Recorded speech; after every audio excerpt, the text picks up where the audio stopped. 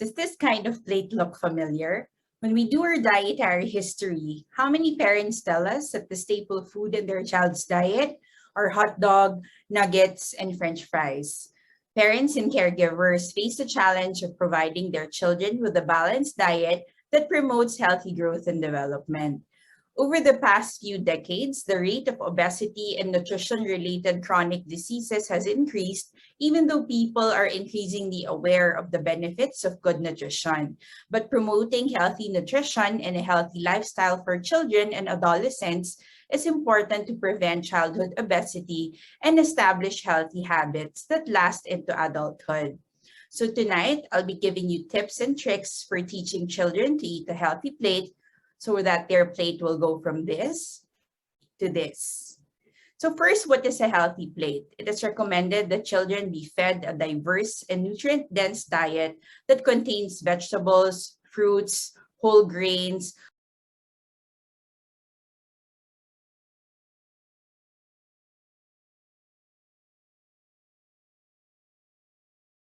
low-fat dairy products, and quality protein sources. Water should be the drink of choice with every meal and snack, and a healthy plate also involves knowing how much to put on the plate, but many parents lament that meeting these dietary recommendations is difficult. Tip number one is to start early. How early is early? Studies show that exposure to a variety of healthy food from the start can support acceptance of healthier food. Food preferences are malleable, so it is important to promote the development of healthy food preferences early in life. A wide variety of flavors ingested by the mother are transmitted to amniotic fluid during pregnancy and to breast milk during lactation. The fetus is sensitive to and learns about this ever-changing flavor profile since food flavors can be transmitted through the amniotic fluid and taken in by the developing child, and neonate will show signs of recognition of those flavors. The first 2 years of life are important for the development of healthy eating habits. It is the critical window of opportunity for a child's appropriate growth and development through optimal feeding. So food learning starts very early. Early sensory experiences can shape and modify early flavor and food preferences, thereby increasing an infant's acceptance of the food available in their environment. So during pregnancy, infants learn about the changing flavor profile of the amniotic fluid, which reflects the mother's dietary choices during pregnancy. And in the first 6 months, when the child is exclusively breastfed, infants learn about the changing flavor profile of breast milk, which reflects the mother's dietary choices during lactation. On the other hand, infants who are formula fed learn about the flavor profile of the milk they are fed, which is invariant, it's monotonous, and does not reflect the dietary choices of the mother. So during the period of weaning or complementary feeding, infants begin to learn about the flavor profile of the family's cuisine through repeated exposure to a variety of food. So postnatal exposure to flavors in breast milk or formula also influence an infant's feeding behavior. The infant's attraction to new flavors during early milk feeding and weaning likely facilitates acceptance of and learning about these new tastes. Also, the repeated exposure to flavors within breast milk provides an important flavor bridge for subsequent acceptance of new food. In one study, mothers consumed carrot juice either for 3 consecutive weeks during the last trimester of pregnancy or during lactation, while those in a control group drank water during pregnancy and lactation and avoided carrots. Infants exposed to the target flavor either prenatally or postnatally preferred carrot flavor relative to plain cereal, whereas the control group showed no such preference. So these results support the contention that the continuity of flavor experiences provided by breastfeeding helps with the transition to solid food at weaning. So this is further supported by findings that breastfed infants are more accepting of fruit than our formula-fed infants, but only if their mothers regularly ate this food during lactation. So at weaning, children transition from milk-based to a mixed diet that consists of breast milk or formula and a variety of complementary food. So this period is very important because infants experience new tastes, texture, and smells that can stimulate their appetite. This transition period is not just an important time to satisfy an infant's nutrition, but also a time to form food preferences or healthy food preferences and feeding practices that shape lifelong eating habits and to further stimulate the infant's ongoing healthy development. So the important aspects of successful complementary feeding practice that could also be key in averting the development of picky eating behavior are the when, what, and how. So the when refers to the timing or initiation of complementary feeding and the rate and timing of introduction of different types of food. The what includes the balance of food and nutrients introduced and the sensory properties of the food like taste and texture. So parent-child interactions are important for the how, as well as the child feeding themselves and regulating their own intake. So data from the UK Avon longitudinal study of parents and children, which is a prospective observational birth cohort study published in 2013, have previously been used to contribute to the evidence regarding the when and what of complementary feeding practices. So they found out in this study that the late introduction of lumpy food after 9 months of age was actually related to higher levels of feeding difficulties and lower intakes of vegetables in mid-childhood. So tip number 2 is to practice responsive feeding. Feeding is an interaction between a child and caregiver. So the parent's actions alter a child's eating behavior. So the feeding process of young children is mainly dependent on their parents and caregivers. That is why feeding difficulties are conceptualized as a relational disorder between the feeder and the child. So every child and caregiver are influenced by the feeding experience. So the feeding styles are characterized by demandingness and responsiveness. And when parents are anxious about a child's weight or intake, they tend to use controlling or indulgent feeding strategies such as force feeding, using bribes or rewards, and other pressuring techniques. Indulgent feeders give in to the child's demands. However, those who are neglectful feeders abandon the responsibility of feeding the child, and they may fail to offer food and ignore the child's hunger signals and other emotional or physical needs. So these non-responsive practices are often initially successful, but ultimately it results in greater selectivity and or less food consumption in the long term. So a responsive feeding style is the ideal feeding approach for parents or caregivers. So responsive feeders guide the child's eating instead of controlling it. They set limits, they model appropriate eating, they talk positively about food, and respond to the child's feeding signals. A responsive feeder arranges the schedule to induce appetite or by rewarding the achievement of goals, but does not resort to unpleasant coercive techniques. So this feeding style has been reported to result in children eating more fruits, vegetables, and dairy products and less junk food. And most importantly, responsive feeders follow the concept of a division of responsibility.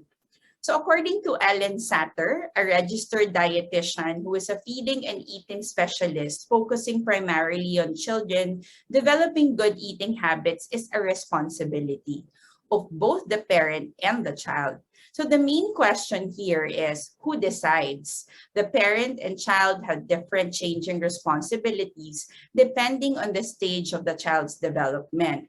So infants should be fed on demand, letting them determine the timing and the tempo of feeding. And as the child develops and becomes more regular in his eating patterns, the parent gradually takes on responsibility for when and where the child is fed.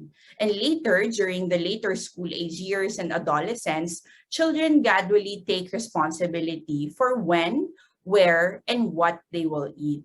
So this is an example of how the division of responsibility works in feeding toddlers. So the parent decides what, when and where the child eats, while the child decides how much he eats and whether he eats the food that the parent offers. So the parent's feeding job are to choose and prepare the food, provide regular meals and snacks, make eating times pleasant, be considerate of children's lack of food experience without catering to likes and dislikes.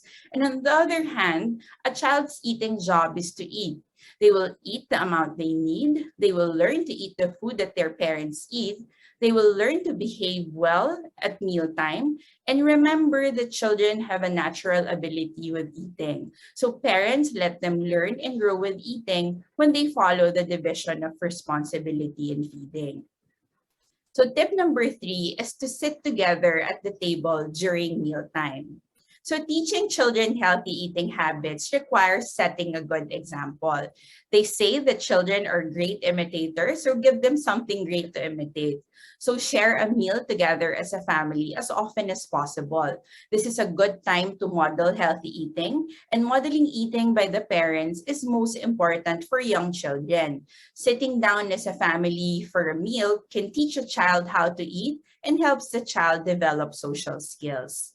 It has long been recognized that parents can act as role models to their children by eating healthy food with them. Studies show that modeling of behavior in a non-coercive fashion has shown to increase food acceptance. Food is also more readily accepted in young children when others around them are eating the same type of food. So the parent should model eating a variety of food without trying to force the child to eat their food. So when parents model eating during family meals, children eat more. They become curious about what their parents are eating, and eventually they would want to try these food themselves. So the beauty of this strategy is that it can work to help kids overcome picky eating, even without them taking a single bite of the food. So one benefit of enjoying healthy food in front of children is they learn that healthy food are safe, normal, and delicious. And when the child is finally ready to try them, healthy food are available. So make it fun and engaging, get the child involved. So make food look irresistible by arranging them in fun, colorful shapes kids can recognize. So toddlers are especially open to trying food arranged in eye-catching and creative ways. Finger foods are also usually a winner with toddlers. They also tend to enjoy any food involving a dip. So cut solid foods into bite-sized pieces they can easily eat themselves, making sure that the pieces are small enough to avoid the risk of choking. So involve children in meal planning and food preparation. Toddlerhood is a time when children become more autonomous and competent.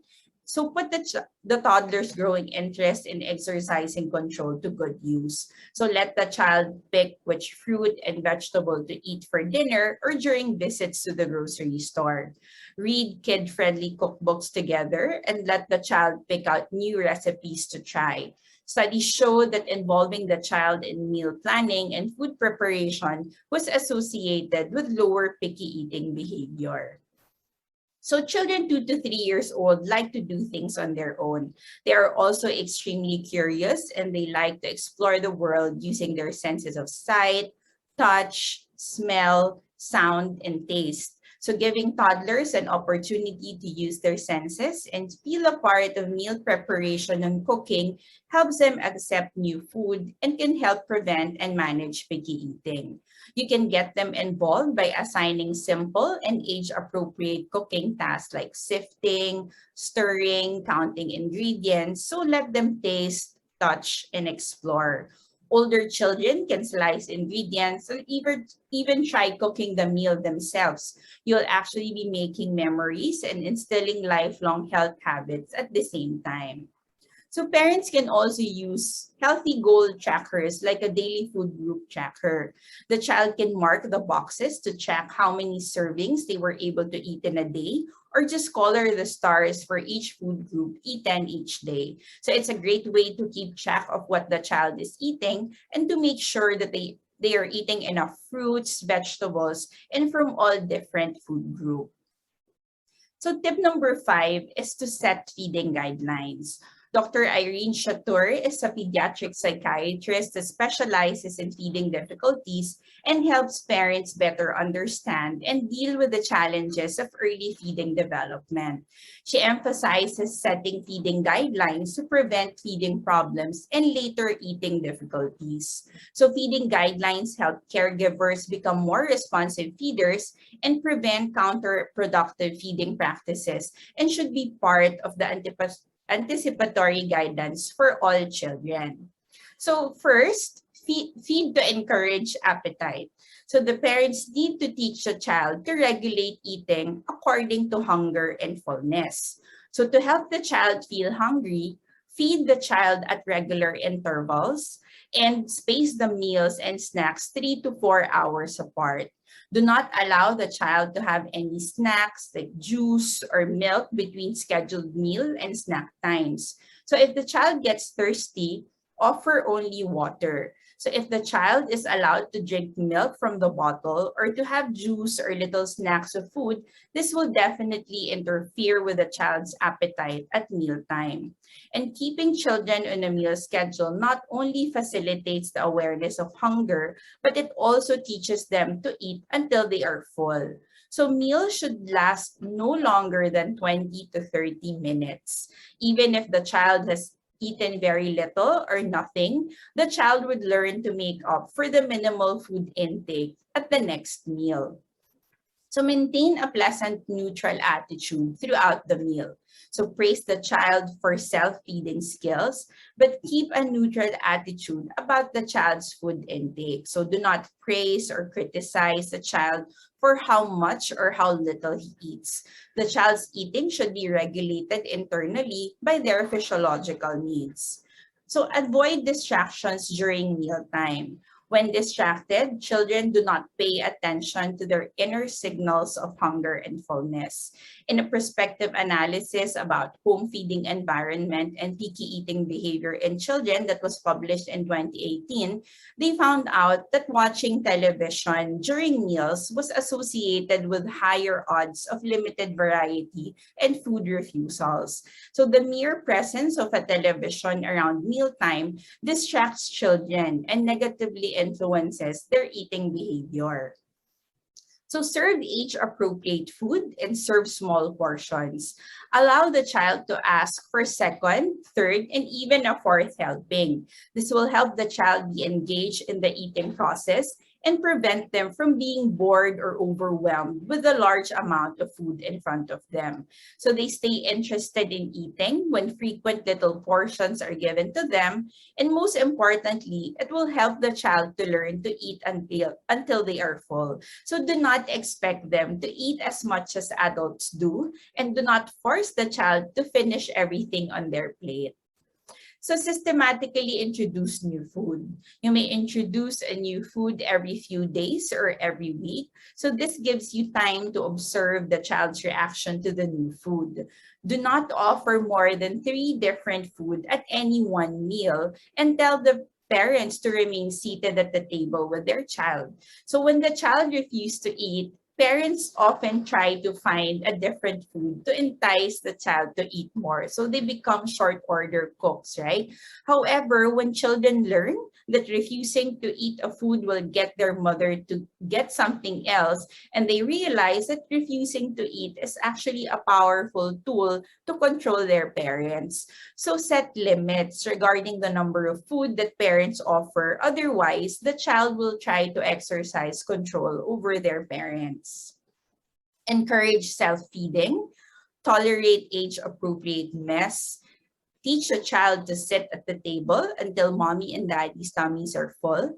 Children usually do not learn to eat until they are full, until they learn to sit at the table long enough to eat until fullness. So tip number 6 is to keep trying. So children are born with a biological predisposition to prefer sweet and to avoid bitter foods such as green leafy vegetables. It has been hypothesized that this predisposition evolved to attract children to energy-dense food such as sweet, fatty, and salty food over vegetables. However, even though they have a predisposition for highly palatable food, taste and food preferences are determined largely by exposure. So based on systematic reviews and meta-analysis, the most successful strategy to promote vegetable intake is near or repeated exposure. So there's no magic when they ask us what can we give to make them eat vegetables or fruits. It's really just exposure to the food. And relative to merely repeating exposure to the same food, exposing infants to a variety of flavors has the added advantage of promoting infants' willingness to consume novel food. So even if they don't eat them, continue to introduce healthy food. So evidence from several experimental studies indicate that vegetable consumption increased with the number of taste exposures, and for a significant improvement in intake, children would require at least 8 to 15 exposures to the taste of a food in order to increase acceptance of it. But it's important to note, however, that increased intake does not always mean increased liking. So even when infants begin to consume more of a food after repeated exposure, they may continue to display negative facial responses while eating it. So because of these negative facial responses persist after increased acceptance, the tendency is parents are less likely to offer the food again. But to produce shifts in liking that mirror the changes in intake, exposure needs to continue beyond acceptance until liking occurs. So a child's eating behavior is fundamentally governed by what food are available and accessible to them, and the food made available to them, whether intentionally or unintentionally, will affect what they eat.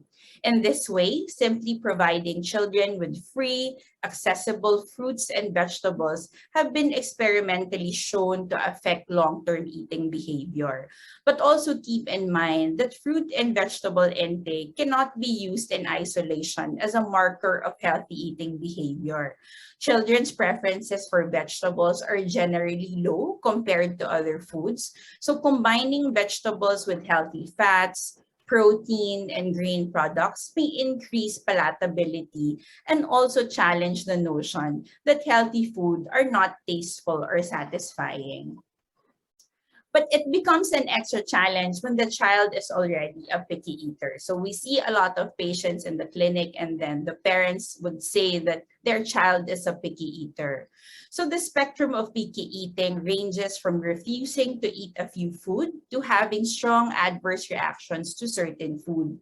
So evidence supports the use of behavioral approaches in the treatment of feeding difficulty, like modifications to mealtime schedule and to structure, which is part of the feeding guidelines that I discussed earlier. So modeling, caregiver training, reinforcement, desensitization, and behavior management are just some of the techniques that are employed. So behavioral management techniques are designed to strengthen adaptive behaviors and weaken maladaptive behaviors. So in the next few slides, I'll be talking about some behavioral techniques to help us manage children with picky eating. So flavor masking can be used for children with mild selectivity. So dips and sauces are used to enhance flavor to help transition from one food to another. Some hide pureed vegetables in sauce and then gradually increase the amount of vegetable by altering the texture and the taste. So establish a feeding schedule. This is very important. No? So set times throughout the day when they are going to eat. So 3 meals and 2 snacks is the usual recommendation, but every child and family is going to be different and they might need something slightly different than this schedule. So this would prevent the child to snack constantly throughout the day and only eat food that are easy to like. So when you implement a feeding schedule, you are providing structure for the child. They know that there will be food again soon.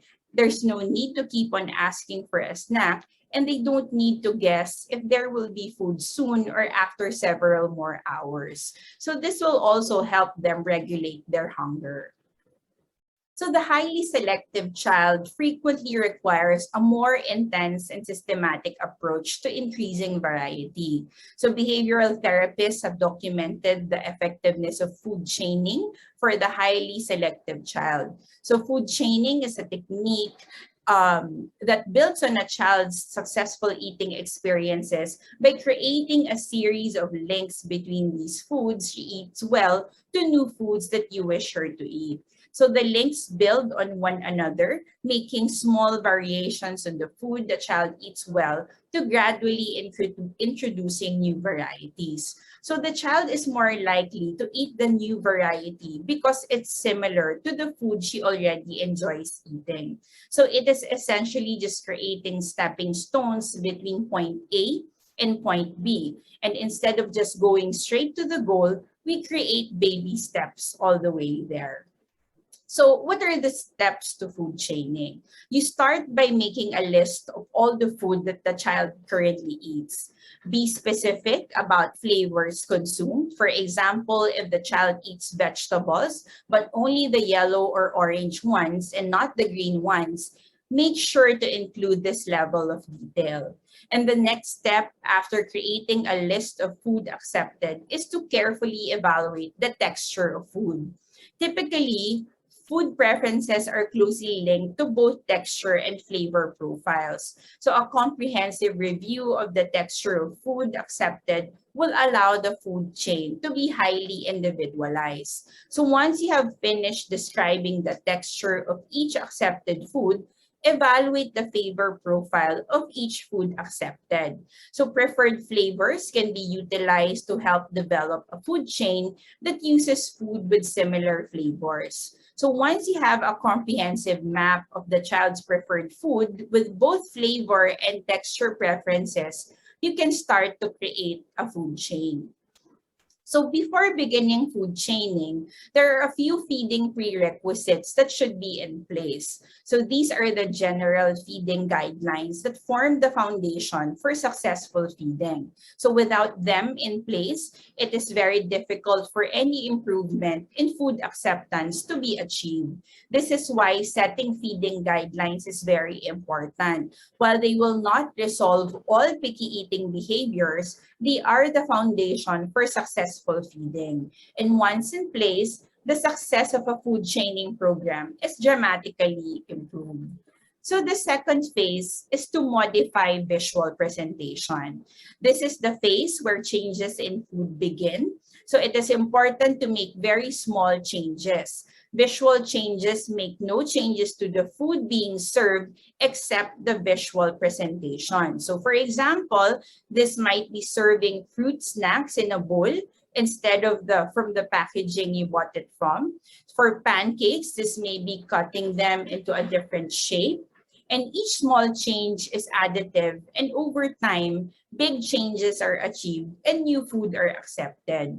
So the third phase of food chaining involves making small changes to flavor or texture. So these changes should be very small.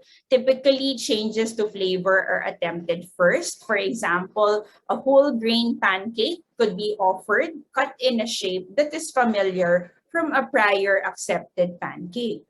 It will likely be necessary to offer food more than one time because they are accepted, or making a modification before they are accepted, or before you make a modification to the food chain.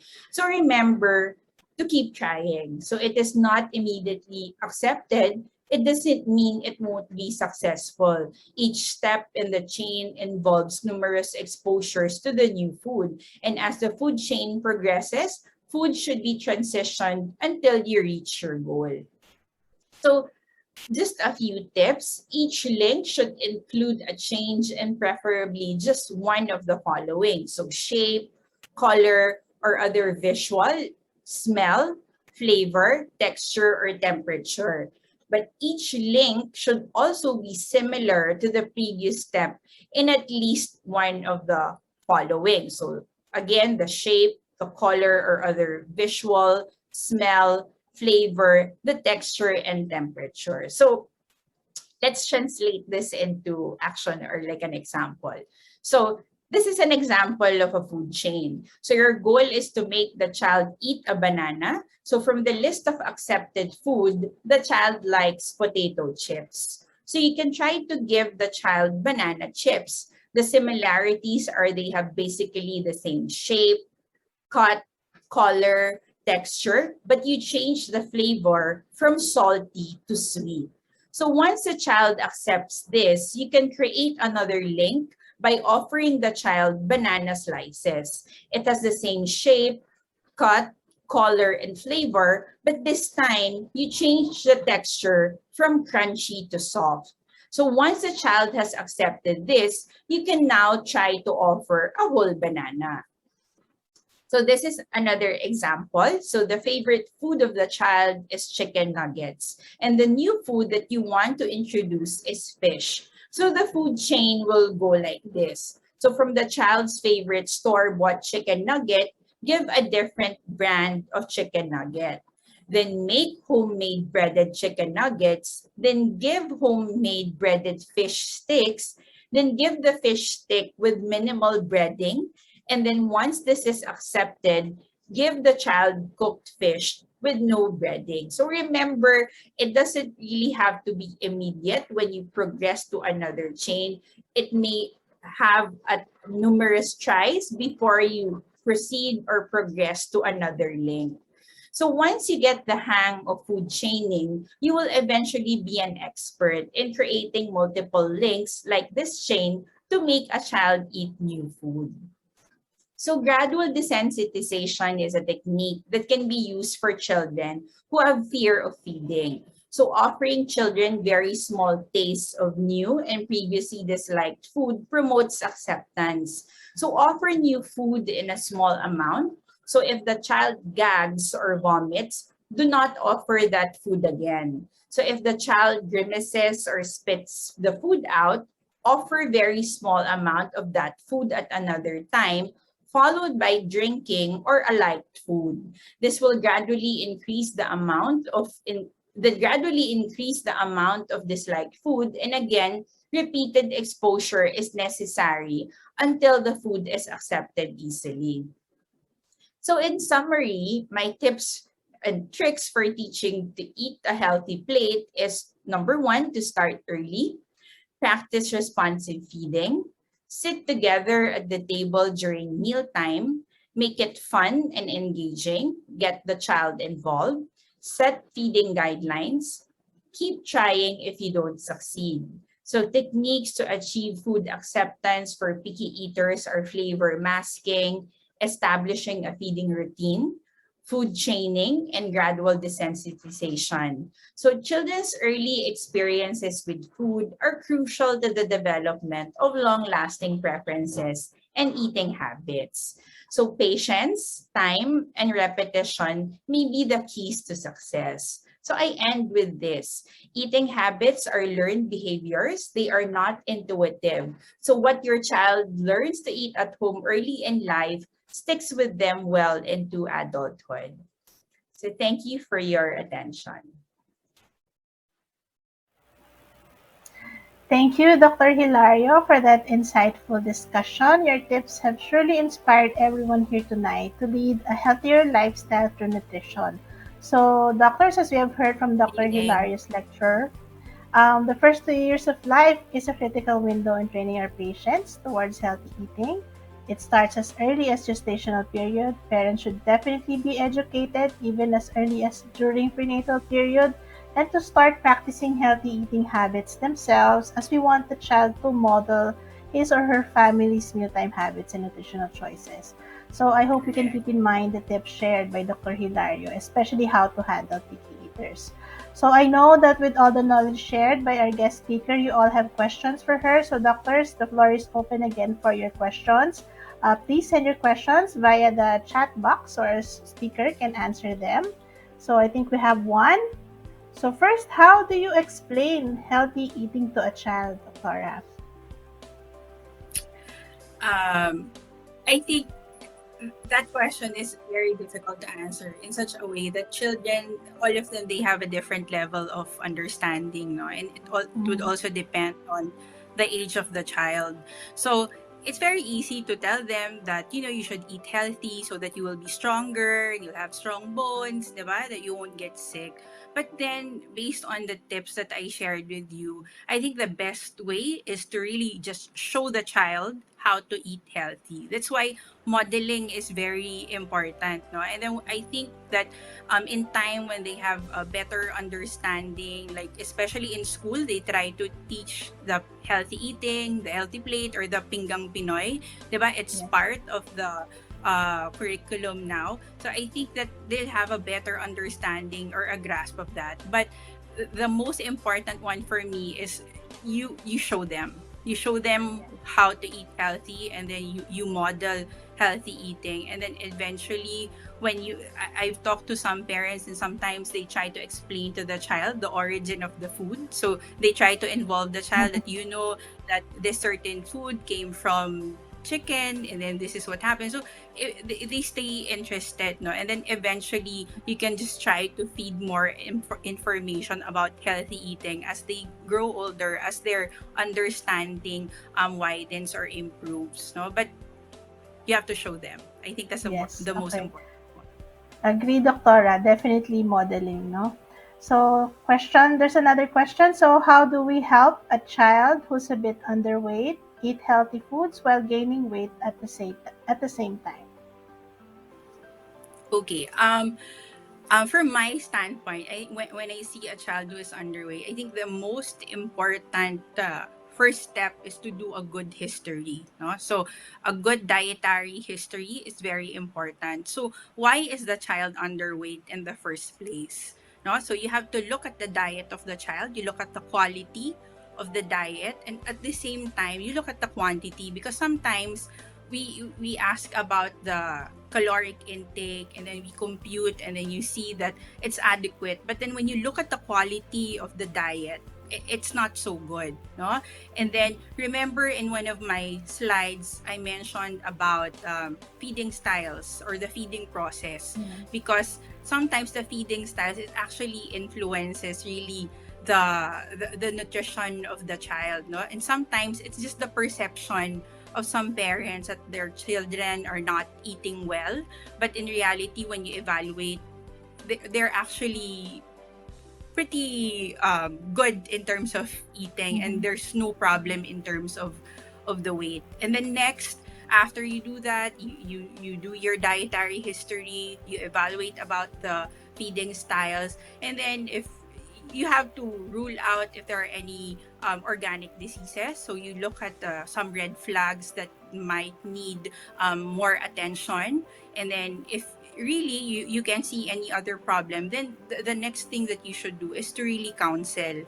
No, that's the first thing that you should do. You should try to teach them how to eat healthy, the proper way in terms of quality and then quantity, and then you try to fix that. Nutritional counseling, it's actually very tedious, and Yes. it's very difficult. So I think when I see a patient in the clinic and the complaint is more on nutrition, you know that you will really have chair time.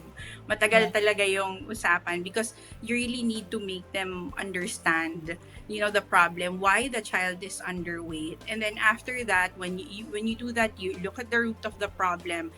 So, and then you try to fix that, because it's very difficult. There's really no straight answer to how to manage an underweight child. I think you really have to explore further the reasons why a child is underweight, no? Thank you, Doctora. Tama ka, no? Definitely, it's very time consuming, but we really do have to do it, no? For nutritional counseling, really kailangan ng mga parents natin. So, Mm-hmm. for question number 3, so which vegetables give the most important nutrients that a child needs? Lahat. Kasi I don't think that one is better than the other. Kasi 'di ba, that's why we try to teach variety. Yun yung lagi nating sinasabi, that we need to give a diverse diet. We need to have variety, because I think that all the food groups, all the types of vegetables, it will give you different benefits. So it's not just one type of vegetable that will give you a more benefit than the other. Kasi I think they will work hand in hand, di ba? We all know that there's a certain group of vegetable that will give you more vitamin A, more vitamin B, more vitamin C. So it really has to be a variety, and you have to Mhm. be diverse, no? That's why every meal of the child should have vegetables and different kinds of vegetables. Yun yung goal, for them to be able to eat a variety of fruits and vegetables for you to really get the benefit of food. Because the most important source of your vitamins and minerals, it's still food than supplements.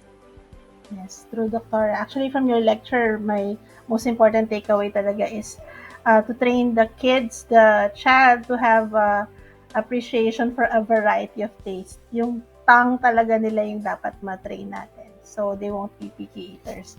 So, I think we have a last question. This one from Doc Emil Jane, sorry, Holgado. How do we handle patients who are not used to eating solid foods and are still bottle feeding at age 3 years old? Okay. Um, that's the answer to that is actually tip number one, to start early. Because mahirap talaga once that the child is not taught, once the child did not really transition to um the different consistencies or types of food, I have to admit that it will be very difficult. Remember that the first 2 years of life, that's your window of opportunity. We always teach that usually kapag past 2 years old na sila and then hindi sila natuto, mahirap na mahirap talagang ayusin because they already formed their habits, no? So what you can do, again, the other tip is you have to keep trying and then expose and expose and expose the child to different types of food until they accept it. Bottle Mhm. feeding, the recommendation is by 1 year old, they should not be feeding from the bottle anymore. So, dapat then naturuan. So, you have to stop the bottle feeding at 3 years old because 'di ba, at 1 year old, they should be eating table food. And then I always tell my parents that the recommendation is that by 1 year old, they should only be drinking 2 glasses of milk. So, hindi na dapat nagbobote. And then remember, when you're trying to establish your feeding schedule, hindi sila dapat snack ng snack. You shouldn't give milk all the time because it interferes with their hunger and their satiety. So, all of it can be answered by establishing your feeding guidelines in children, and then you just expose them to different types of food, and then you just try and try until you succeed. Thank you, Doctora. So I think that's the last question. So again, thank you for your gifted insights filled with nurture. I'm sure that we have all learned valuable knowledge from you tonight, and I hope we'll be able to apply it in our daily lives. Before we proceed, any last messages po for our viewers? um I think in terms of healthy eating, that it's important as pediatricians to make it a part of a well child visit, no? I think especially we advocate breastfeeding. We teach our parents, the parents, about how to introduce complementary feeding, how to introduce solid food, because I think some of them or most of them, they just need our guidance because they're not really that familiar. So as pediatricians, I think we should be advocates of the proper nutrition, how to introduce feeding in a child, so that I think that the parents will appreciate it if they are guided, no? So that the problems later on will be prevented, like your picky eating when they're older.